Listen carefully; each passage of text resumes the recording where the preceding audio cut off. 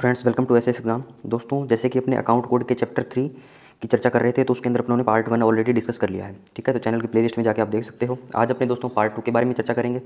ठीक है, तो अपने क्या देख रहे थे इसके अंदर दोस्तों, जो कंसोलिडेटेड फंड है उसके अंदर कैपिटल और रेवेन्यू दो डिवीज़न है। तो रेवेन्यू के अंदर दोस्तों क्या हुआ, रेवेन्यू रिसिप्ट और रेवेन्यू एक्सपेंडिचर। कैपिटल के अंदर दोस्तों तीन थे, कैपिटल रिसिप्ट, कैपिटल एक्सपेंडिचर और तीसरा पब्लिक डेब्ट, लोन एंड एडवांसेस। ये दोनों अपनों ने प्रीवियस स्लाइड में देख लिए थे। ठीक है, और उनके एग्जांपल की चर्चा करी थी। लास्ट अपनों ने पढ़ा था कि कैपिटल एक्सपेंडिचर जो है वो है मेनली बोरोड फंड से होता है, जो आप फंड बोरो करते हो। मैंने बुलेट ट्रेन का आपको एग्जांपल दिया था, और ये जो है रिकरिंग लाइबिलिटी कम कर देता है। ठीक है, हाउसिंग लोन का एग्जांपल लिया था कि आपको ईएमआई नहीं भरनी पड़ेगी। मान लो 30 लाख का लोन लिया है, आप हर महीने 50-50 हज़ार रुपये चुका रहे हो 10-20 साल तक। एक बार मान लो आप 30 लाख रुपये पे कर दोगे, तो आपकी रिकरिंग लाइबिलिटी है जो वो कम हो जाएगी। आज अपने पढ़ेंगे दोस्तों पब्लिक डेब्ट, loan and advances. Right, public डेब्ट क्या होता है दोस्तों, loans taken by government from public is called public डेब्ट। गवर्नमेंट जो है दोस्तों लोगों से या इंस्टीट्यूशंस से लोन ले रही है, डेब्ट ले रही है। डेब्ट का मतलब क्या होता है, ऋण या कर्ज। तो गवर्नमेंट जब डेब्ट लेती है, गवर्नमेंट जब ऋण लेती है, गवर्नमेंट जब कर्जा लेती है, उसको बोलते हैं पब्लिक डेब्ट। ठीक है, पब्लिक से, पब्लिक ने डेब्ट नहीं लिया है, पब्लिक से डेब्ट लिया गया है गवर्नमेंट के द्वारा। राइट, तो loan taken by government from public is called public डेब्ट। क्यों लेगी दोस्तों, क्योंकि जब गवर्नमेंट की इनकम कम हो जाएगी, एक्सपेंडिचर बढ़ जाएगा। इनकम कम हो जाएगी, एक्सपेंडिचर बढ़ जाएगा। इनकम कम हो जाएगी, income is less than expenditure. Okay, तो आगे दोस्तों गवर्नमेंट डेब्ट लेना पसंद करती है कि बजाय इसके टैक्स बढ़ाए। क्यों, क्योंकि दोस्तों बहुत ज़्यादा टैक्स बढ़ जाएगा तो दोस्तों इन्फ्लेशन की रेट बहुत ज़्यादा बढ़ जाएगी और लोगों की परचेजिंग पावर बहुत ज़्यादा कम हो जाएगी। तो ये दोस्तों परचेजिंग पावर कम होने के बाद दोस्तों हमारी जीडीपी भी रुक जाएगी, जीडीपी भी ग्रो करना बंद कर देती है, क्योंकि सामान पड़ा रहेगा, कोई खरीदेगा ही नहीं, क्योंकि इतना पैसा ही नहीं है। ठीक है, मान लो आज कोई भी एग्जांपल ले लो आप किसी भी चीज़ का, मान लो पेट्रोल 1000 रुपये लीटर हो जाए। ठीक है, तो दोस्तों 1000 रुपये लीटर पेट्रोल डलवा के कौन गाड़ी चला लेगा। ठीक है, तो वही चीज़ इसके अंदर बताई गई है। तो देखिए क्या है इसमें, पब्लिक डेब्ट, लोन्स एंड एडवांसेस के अंदर क्या है दोस्तों, loans raised and there payments repayments by government such as internal डेब्ट, एक्सटर्नल डेब्ट ऑफ द गवर्नमेंट। दोस्तों जो कैपिटल, जो कंसोलिडेटेड फंड के अंदर जो कैपिटल जो इसका हिस्सा है, कैपिटल के अंदर भी पब्लिक डेब्ट, लोन्स एंड एडवांसेस जो हिस्सा है उसके अंदर क्या बोल रहा है, जो गवर्नमेंट जो है लोन रेज करती है, ठीक है, फिर उनका रीपेमेंट करती है। ठीक है, जैसे उसने इंटरनल डेब्ट उठाया और एक्सटर्नल डेब्ट उठाया, मतलब इससे रिलेटेड जो ट्रांजैक्शन है वो इस सेक्शन में होगी। ये बोलना चाह रहे हैं। कैपिटल का जो रिसिप्ट सेक्शन था वो अलग था, कैपिटल के अंदर जो रिसिप्ट होगी वो अलग थी। ठीक है, यहाँ पे कोई रिसिप्ट की बात नहीं हो रही है। ठीक है, पब्लिक डेब्ट, लोन एंड एडवांस के अंदर consolidated fund, revenue, capital, capital के अंदर रिसिप्ट, एक्सपेंडिचर, पब्लिक डेब्ट, लोन एंड एडवांस। तो दोस्तों जो पैसा आएगा कैपिटल के अंदर रिसिप्ट होगी वो अलग मैटर था, कैपिटल से जो एक्सपेंडिचर होगा वो अलग मैटर था। ठीक है, यहाँ पे ऐसा कुछ नहीं बताया गया है कि ये रिसिप्ट हो रहा है या जा रहा है। आप ये कॉमन कंसिडर करिए इसको, या तो पैसा आ रहा है या जा रहा है, तो कौन से हेड में जाएगा, वो जो हेड्स जो है वो पब्लिक डेब्ट, लोन एंड एडवांसेस में लिखे गए हैं। तो उसमें किस प्रकार के खर्चे या किस प्रकार की प्राप्तियाँ होंगी। ठीक है, तो लोन्स रेज्ड, जो गवर्नमेंट ने लोन रेज किए हैं और उनकी रीपेमेंट करी है। ठीक है, तो वो जो उस टाइप की जो ट्रांजैक्शन होगी वो इस हेड के अंदर होगी। राइट, और दोस्तों पब्लिक डेब्ट मैंने आपको बताया क्या होता है, ये दो टाइप का होता है, इंटरनल डेब्ट, एक्सटर्नल डेब्ट। इंटरनल डेब्ट मतलब डोमेस्टिक जो डेब्ट लिया है, जो विद इन कंट्री अगर कोई गवर्नमेंट जो है लोन लेती है उसको बोलते हैं इंटरनल डेब्ट। किससे लेगी दोस्तों इंटरनल डेब्ट, यहाँ के इंस्टीट्यूशन से ले सकती है, फाइनेंशियल इंस्टीट्यूशन से लेती है, थ्रू क्या इशू करके, ट्रेजरी इशू करके, बॉन्ड इशू करके। ठीक है, और एक्सटर्नल डेब्ट जो फॉरेन कंट्री से लिया है, जो फॉरेन लेंडर से लिया है, इंटरनेशनल फाइनेंशियल इंस्टीट्यूशन से लिया है, वर्ल्ड बैंक से लिया है, IMF से लिया है। ठीक है, तो वो सारे जो लोन है, वो सारा जो डेब्ट है वो एक्सटर्नल डेब्ट कहलाएगा। ओके, तो इसके बाद देखिए दोस्तों पब्लिक डेब्ट अपने पढ़ लिया। लोन्स एंड एडवांसेस के बारे में डिफरेंस मैंने बताया था। लोन जो है वो लॉन्ग टर्म के लिए होता है, एडवांस जो होता है वो शॉर्ट टर्म के लिए होता है, इसको 1 साल के अंदर लौटाना होता है। लोन जो है इंडिविजुअल से लिया जाता है। ठीक है, लोन जो है इंडिविजुअल को दिया जाता है। राइट, और दोस्तों एडवांसेस जो है वो किसी फर्म को दिए जाते हैं। राइट, और दोस्तों इसको दोनों के कंसीडर में आप देख सकते हो, मान लो गवर्नमेंट है A और B जो है यहाँ पे कोई भी इंडिविजुअल है या फिर कोई इंस्टीट्यूशन है। ठीक है, गवर्नमेंट भी दोस्तों लोन ले रही है, गवर्नमेंट लोन दे भी रही है। ठीक है, तो वैसा वर्षा चीज़ें हैं। आपको इसमें ये नहीं करना कि गवर्नमेंट की तरफ पैसा आ रहा है या गवर्नमेंट पैसा दे रही है, ये चीज़ें वैसा वर्षा चलती है। ठीक है, इंडिविजुअल या अब गवर्नमेंट ले लेगी मान लो, तो उसको बोल देंगे लोन। जो पब्लिक लेगी, ठीक है, उसको भी तो लोन ही है एक प्रकार से, मतलब पैसे का ट्रांसफ़र है, यहाँ से यहाँ पे, यहाँ से यहाँ पे। राइट, अब इंडिविजुअल को लोन चाहिए तो बैंक में जाएगा, गवर्नमेंट वो बैंक उसको लोन देगा। ठीक है, कोई सिक्योरिटी रखे, और गवर्नमेंट जब जाएगी तो वो लोगों के पास जा सकती है। ठीक है, और बैंक के पास जाएगी तो वेज एंड मीन एडवांसेस है इसके पास, RBI इसको देगा जो पैसा। तो इंडिविजुअल के पास जब जाएगा पैसा, ठीक है, तो उसको बोलते हैं लोन, और जब कोई फर्म के पास जाएगा तो इसको उस कंसीडर में इसको बोलते हैं एडवांसेस। ठीक है, और ये बहुत ही शॉर्ट टर्म के लिए होता है। ठीक है, loans and advances made and their recovery by government. Loan या एडवांसेस देगी, ठीक है, और फिर उसके बाद उसको रिकवरी करेगी। तो ये सारी ट्रांजैक्शन इसके अंदर आएगी। इस सेक्शन में कुछ स्पेशल टाइप के हेड हैं जो transaction related to transfer from consolidated fund of India to contingency fund of India वाले हैं। दोस्तों ये जो सेक्शन जो है ये वाला पब्लिक डेप्ट लोन एडवांसेस, उसके अंदर कुछ ऐसे हेड भी दिए गए हैं, ठीक है। ये सारी चीज़ें तो है ही, उसके अंदर कुछ एक्सटर्नल हेड दे दिए जो कंसोलिडेटेड फंड ऑफ इंडिया से कंटीजेंसी फंड ऑफ इंडिया के अंदर जो पैसा ट्रांसफर करते हैं हम, क्योंकि दोस्तों कंटीजेंसी फंड ऑफ इंडिया के अंदर पैसा आएगा कहाँ से, CFI से तो आएगा, क्योंकि अनफोर्सीन एक्सपेंडिचर हो गया मान लो, तो वो हमने 500 करोड़ जो है वो खर्च कर दिए, तो इसको रिकूप तो इसी से करेंगे कंसोलिडेटेड फंड से, तो इसलिए उसके अंदर कुछ स्पेशल हेड दिए गए हैं। ओके, आगे चलिए।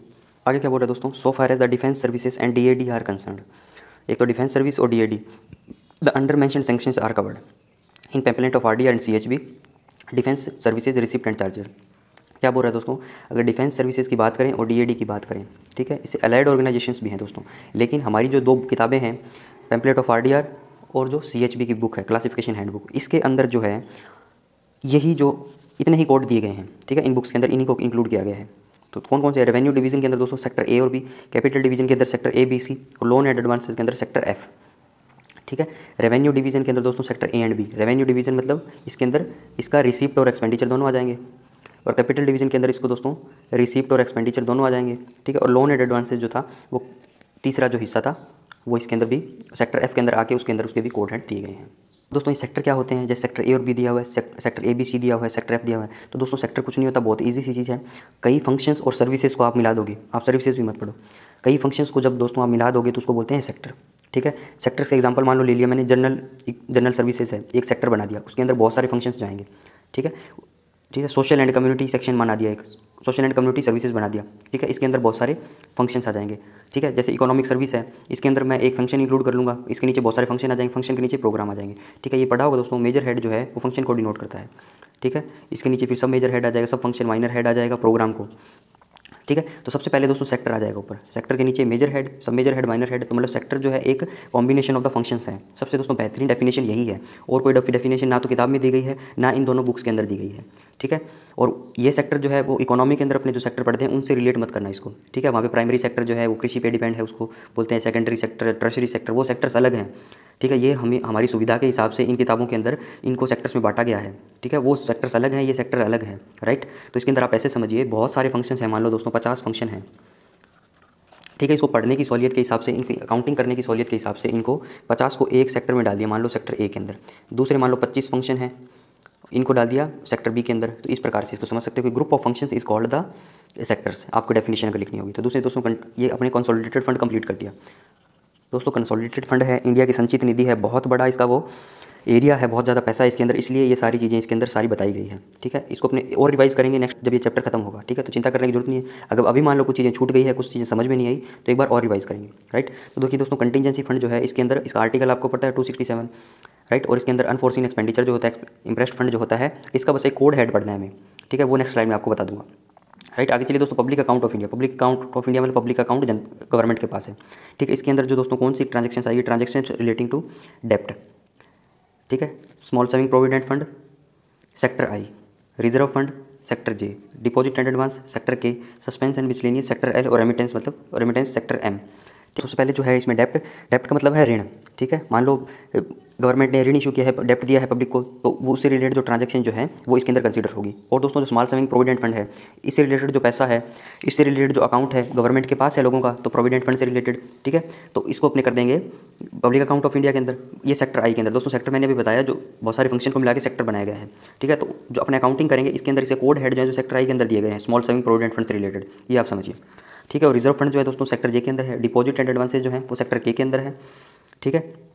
पैसा मान लो जमा करवा दिया, डिपॉजिट का मतलब ये हुआ, एडवांसेज का मतलब इनको एडवांस दिया गया है पैसा, राइट। और दोस्तों सस्पेंस एंड मिसलेनियस का सेक्टर L के अंदर है, और रेमिटेंसेज मतलब और पैसा जमा करवाया किसी और तरीके से, उसका सेक्टर M के अंदर डिस्क्रिप्शन दिया गया है, ठीक है। आगे चलिए दोस्तों, आगे फ्रेंड्स जो ट्रांजेक्शन्स अंडर डेप्ट and deposit and advances sector I और K की जो ट्रांजेक्शन्स थी, in these type of transaction government incurs liability to repay the money received. दोस्तों ये जो चीज़ें हैं इनके अंदर जो भी पैसा आएगा तो गवर्नमेंट को लाइबिलिटी रहेगी कि उनको ये पैसा वापस करना है जनता को, ठीक है। इन दोनों के अंदर I और K याद रखना है आपको, I के, ठीक है। और दोस्तों सस्पेंस क्या है, एक एडजस्टिंग हेड है। सस्पेंस का मैंने आपको बताया था, मान लो आपको कोई ट्रांजैक्शन करनी है तो उसका पर्टिकुलर आपको कोड हेड नहीं पता, तो ठीक है आप एक बार उसको सस्पेंस में डाल दोगे।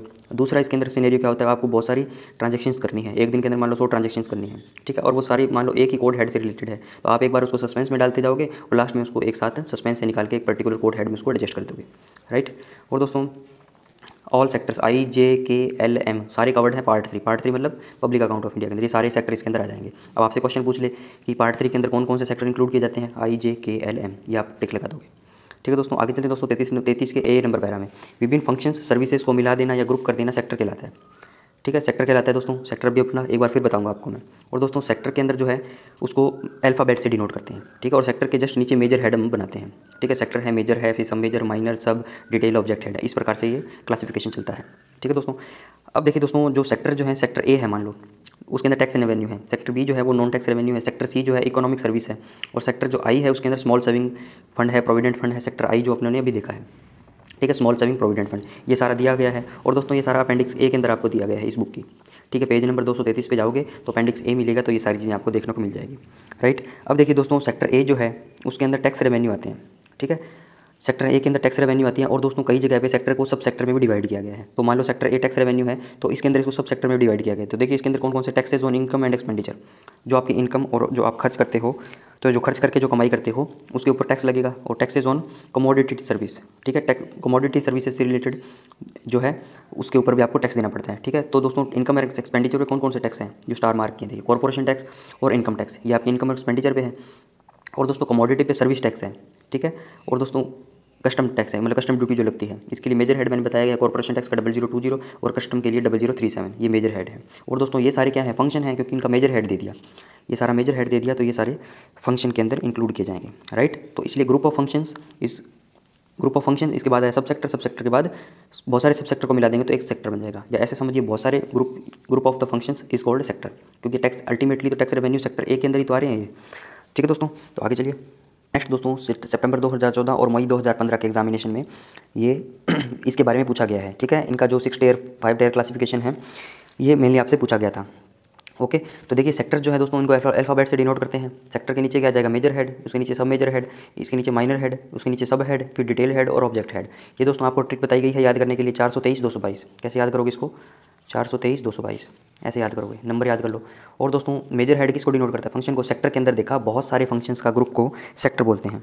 ठीक है, अभी जो देखा हमने टैक्स विभिन्न टाइप के टैक्स जो हैं उसके अंदर corporation tax, income tax, excise duty, custom duty, वो सारे टैक्स हैं, वो फंक्शन हैं। इन सबको मिला दूंगा तो मैं एक सेक्टर में चला जाऊंगा जो सेक्टर ए के अंदर डिफाइन है। ओके, इसके बाद देखिए दोस्तों सब मेजर हेड जो सब फंक्शन को डिनोट करेगा, माइनर हेड प्रोग्राम को, सब हेड स्कीम को, डिटेल हेड सब स्कीम को, और ऑब्जेक्ट हेड जो है प्राइमरी यूनिट ऑफ क्लासिफिकेशन है। अब दोस्तों जो 6 टायर क्लासिफिकेशन है ये हमारी सिविल ग्रांट ऑफ MOD के अंदर चलता है। ठीक है, और जब डिफेंस सर्विसेज की बात करूंगा तो दोस्तों मैं ऑब्जेक्ट हेड को हटा दूंगा, ओनली 5 टायर क्लासिफिकेशन की बात करूंगा। ठीक है, आगे बताया गया है, रूलिंग भी दी गई है, वो भी आपको बताऊंगा। पहले आपको ये कैसे याद करना है इस चीज़ की मैं आपको ट्रिक बताता हूँ। राइट, पहले देखो दोस्तों फंक्शन है तो मतलब मेजर हेड आ गया, फिर सब मेजर हेड तो मतलब सब फंक्शन, तो पहले फंक्शन तो आपको याद रहेगा ही। ठीक है, मेजर हेड है फंक्शन और इसके आगे सब लगा दिया तो ये आ गया सब फंक्शन। इसके बाद दोस्तों माइनर हेड प्रोग्राम, तो इसको ऐसे याद रखना, MP मेंबर ऑफ पार्लियामेंट। ठीक है, minor head MP member of parliament, इसको दोस्तों याद रखना SS सब हेड स्कीम SS। ठीक है, अब डिटेल हेड के अंदर सब स्कीम आ जाएगा और ये प्राइमरी यूनिट है ही। राइट, अगर डिफेंस की बात करूँगा तो मैं यहाँ पे ये प्राइमरी यूनिट ऑफ एप्रोप्रिएशन यहाँ आ जाएगा। ठीक है, primary unit of appropriation, classification भी बोल सकते हो वैसे तो, क्योंकि मेनली क्लासिफिकेशन वहीं पे ही होता है, क्योंकि जो कोड हेड बुक करते हैं अपने वहीं पे ही करते हैं।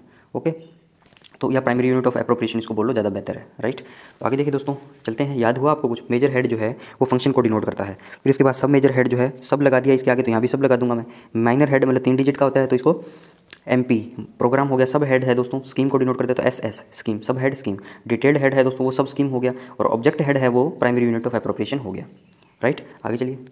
आगे देखिए फ्रेंड्स, मेजर हेड के बारे में बताऊंगा आपको, जो अभी अपनों 6 टायर क्लासिफिकेशन पढ़ा। ठीक है, अब सबसे ऊपर मेजर हेड था जो फंक्शन को डिनोट करता था।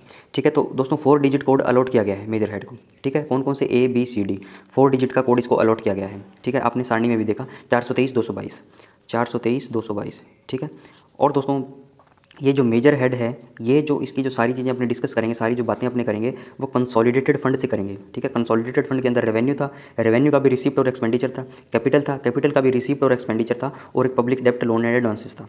ठीक है, तो इसके अंदर देखिए दोस्तों 4 डिजिट्स इसको डिनोट किया गया है। तो इसका जो फर्स्ट डिजिट है उसको देख कर हम बता सकते हैं कि इनमें से क्या है। फर्स्ट डिजिट अगर 0 या 1 हो तो रेवेन्यू का रिसिप्ट है, 2 या 3 हो तो रेवेन्यू का एक्सपेंडिचर है। ठीक है, और कैपिटल रिसिप्ट के बारे में दोस्तों कोई बात नहीं कही गई है, इसको ओनली एक हेड डिनोट कर दिया 4000। ठीक है, किताब से पढ़ोगे तो दोस्तों आपको नहीं समझ में आएगा ये। ठीक है, तो ये देखिए इसको इस तरीके से मैंने इसको लिखा है किताब की, आपको चीज़ें क्लियर हो जाए।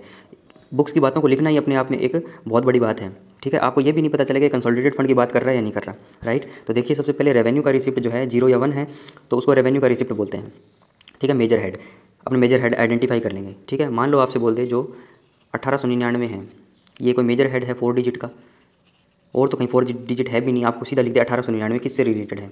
तो आप दोस्तों पढ़ोगे पहले तो 4 डिजिट, ये तो मेजर हेड है भैया। फिर मैं देखूंगा यार 1 दिया हुआ आगे, 0 या 1 हो तो रेवेन्यू का रिसिप्ट है, इसका मतलब ये रेवेन्यू के रिसिप्ट की बात कर रहा है, रेवेन्यू का रिसिप्ट हेड की बात कर रहा है कंसोलिडेटेड फंड ऑफ इंडिया के अंदर, राइट। मतलब जो रिसिप्ट होगी रेवेन्यू अकाउंट से, उसका जो पैसा है मैं इस 0001 से लेकर 1999 तक बुक करूँगा, ठीक है।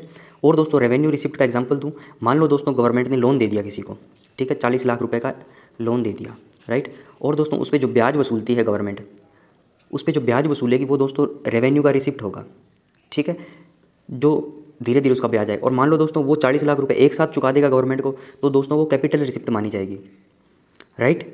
और दोस्तों जब गवर्नमेंट ने इसको 40 लाख रुपए एक साथ दिए तो इसको एक प्रकार से अगर गवर्नमेंट डिसाइड करे तो इसको आप कैपिटल एक्सपेंडिचर भी मान सकते हो, ठीक है। और कैपिटल एक्सपेंडिचर दोस्तों आपको डेफिनेशंस में मिलेगा कि जो कॉन्क्रीट एसेट बनाते हैं, लेकिन अगर गवर्नमेंट को स्पेशल ऑर्डर दे दे तो इसको कैपिटल एक्सपेंडिचर भी बोल सकते हैं, ठीक है।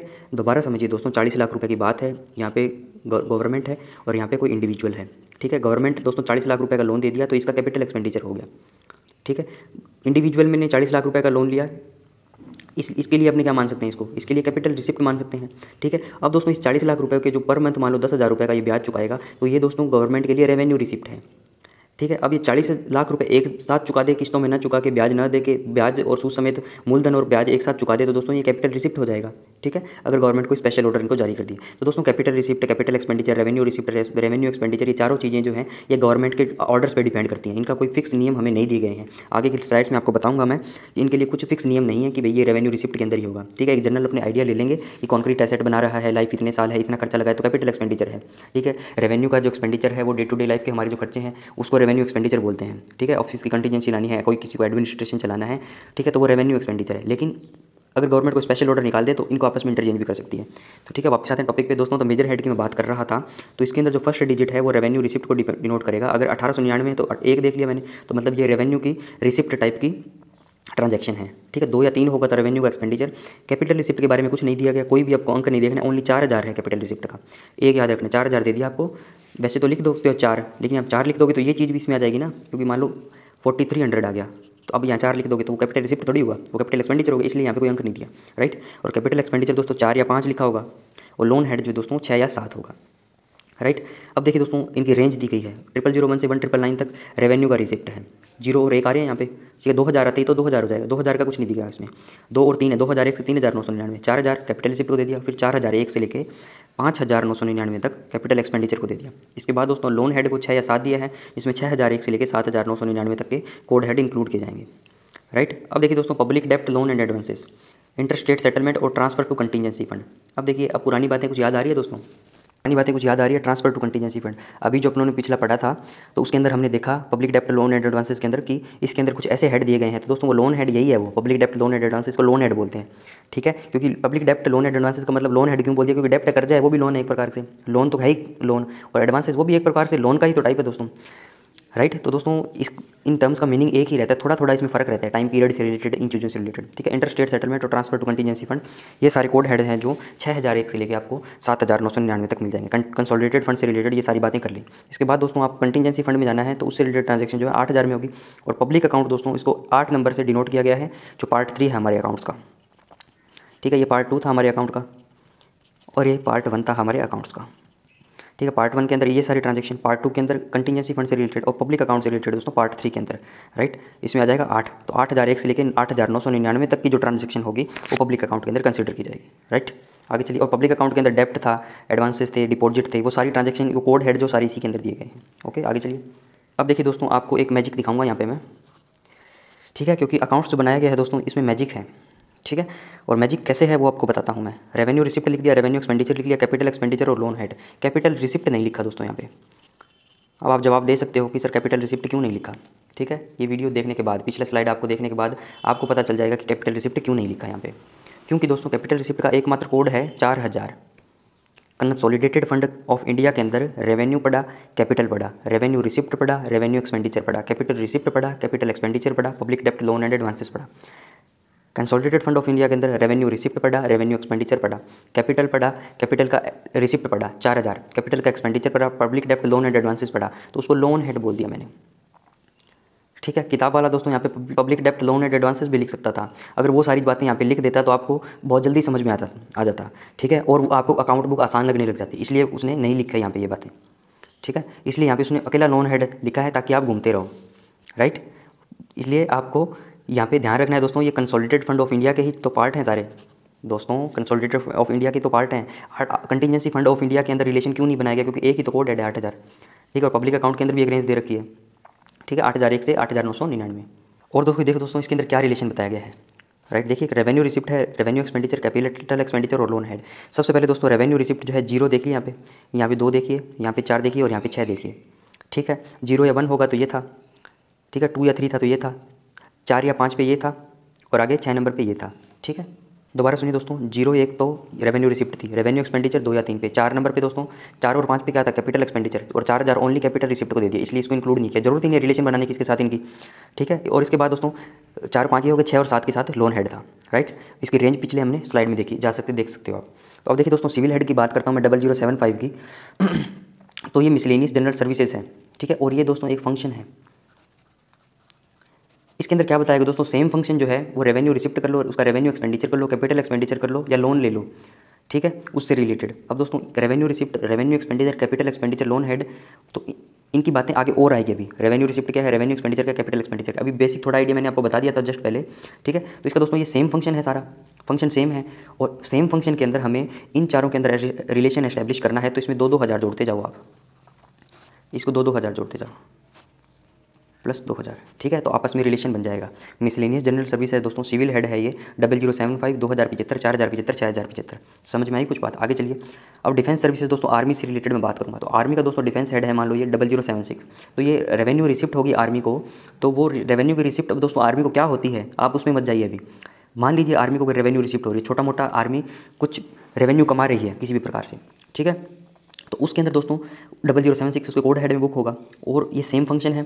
ये 2000 जोड़ दो इसमें, तो 2076 बन गया, तो इसका 2076 हो गया। तो ये भी आर्मी से रिलेटेड रेवेन्यू एक्सपेंडिचर है। ठीक है, अब कैपिटल एक्सपेंडिचर है दोस्तों, तो इसके अंदर 2000 और जोड़ दो, तो ये कैपिटल एक्सपेंडिचर हो जाएगा आर्मी से रिलेटेड। और दोस्तों सेक्टर्स की बात आई थी, ये अब मान लो मैं एक ही सेक्टर के मतलब बहुत सारे फंक्शंस को मिला दूंगा, ये मेजर हेड्स को मिला दूंगा, तो क्या वो सेक्टर नहीं बन जाएगा। बहुत सारे मेजर हेड्स को मिला दूंगा, बहुत सारे फंक्शंस को जब मैं मिला दूंगा तो वो सेक्टर बन जाएगा। आगे देखिए दोस्तों, रोड एंड ब्रिजेस के बारे में बात की गई है। 1054 इसका कोड हेड है, इसके अंदर 2000 जोड़ दिया, तो ये अलग अलग फंक्शन परफॉर्म करने लग जाए। 1054 के अंदर रेवेन्यू रिसिप्ट आएगा, तो 3054 के अंदर रेवेन्यू एक्सपेंडिचर, 5054 के अंदर कैपिटल एक्सपेंडिचर। ठीक है, इनके लोन हेड नहीं है। ठीक है, राइट। आगे चलिए 0435 अदर एग्रीकल्चर प्रोग्राम, 2435 2000 जोड़ दिया इसके अंदर। ठीक है, ये हो गया, 2000 जोड़ दिया तो ये हो गया, और फिर इसमें 2000 जोड़ देंगे तो ये हो गया। दोस्तों कंफ्यूज यहाँ पे होते हैं हम, क्योंकि पब्लिक डेप्ट लोन हेड एडवांसेस नहीं लिखा, और जब चार्ट अपने देखते हैं तो वहाँ पे वो चीज़ लिखी, तो ये वो यही चीज़ है लोन हेड। ठीक है, यहाँ से देख लिए ना आप, 6 आ गया, 6 7 आ गया। ठीक है, इसके आगे देखिए दोस्तों सिविल हेड 0210 है, मेडिकल और पब्लिक हेल्थ के बारे में बताया गया। ठीक है, अब इसके देखिए आगे 2000 जोड़ दो, इसके अंदर 2210 हो जाएगा, फिर इसमें 2000 जोड़ दो 4210, फिर इसमें 2000 जोड़ दो 6210 हो जाएगा। तो फ्रेंड्स कुछ बात समझ में आई। ठीक है, 2000 जोड़ना है और इन चारों के अंदर रिलेशन आ जाएगा। राइट, आगे चलिए। तो आगे है दोस्तों, ये कोरिलेशन है आपस में रिसिप्ट तथा एक्सपेंडिचर का, प्राप्तियों का और खर्चों का, relating to the same function. Function same ही तो था। मान लो आर्मी की जब मैं बात कर रहा था तो सिर्फ आर्मी की कर रहा था, पब्लिक एंड हेल्थ की जब बात कर रहा था तो मैं सिर्फ पब्लिक एंड हेल्थ की बात कर रहा था। ठीक है, मिसलेनियस जनरल सर्विसेज की अगर मैं बात कर रहा था तो वो सेम फंक्शन की ही तो सभी के अंदर बात कर रहा था। ठीक है, और इसके अंदर दोस्तों एक नोट दिया गया है, वो काफ़ी इंपॉर्टेंट है। Capital outlay on defence services क्या था दोस्तों, capital outlay on defence services army से रिलेटेड क्या था, कैपिटल आउटले यानी कैपिटल एक्सपेंडिचर। अभी आउटले लिखा मिलेगा सारी जगह आपको। ठीक है, कैपिटल एक्सपेंडिचर क्या था दोस्तों, ये आर्मी से रिलेटेड 4076 ऐसे याद रखिए। 0076 तो था रेवेन्यू रिसिप्ट, इसमें 2000 जोड़ दिया, 2076 हो गया रेवेन्यू एक्सपेंडिचर, इसमें फिर मैं 2000 जोड़ दूंगा तो ये 4076। ठीक है, और लोन हेड जो था वो खाली था इसका, तो ये था आर्मी से रिलेटेड कैपिटल एक्सपेंडिचर। तो इसमें क्या बोल, capital outlay on defence service common head which caters to all defence service, army navy air force ordnance factory R&D and inspection organisation. ये कह रहा है कि 4076 आर्मी का ही कैपिटल एक्सपेंडिचर बुक नहीं करता, नेवी का भी करता है, एयरफोर्स का भी करता है, ऑर्डिनेंस फैक्ट्री का भी करता है, R&D का भी करता है, और इंस्पेक्शन ऑर्गेनाइजेशन का भी। ठीक है, no corresponding loan major head for army, तो ये तो हमने देख ही लिया चार्ट के अंदर, कोई भी लोन मेजर हेड आर्मी के लिए नहीं दिया गया है। ठीक है दोस्तों, तो वीडियो दोस्तों यहीं रैपअप करता हूँ मैं। ठीक है, चीज़ों को समझिए, थोड़ा सा आपको मुश्किल लग सकता है एक बार पढ़ोगे तो। ठीक है, अगला जो वीडियो बनाऊंगा तो ये 4 चीज़ें फिर रिवाइज़ करवा दूँगा आपको। ठीक है दोस्तों, तो वीडियो को लाइक करें, शेयर करें और चैनल को सब्सक्राइब जरूर करें। Thanks for watching, have a nice day.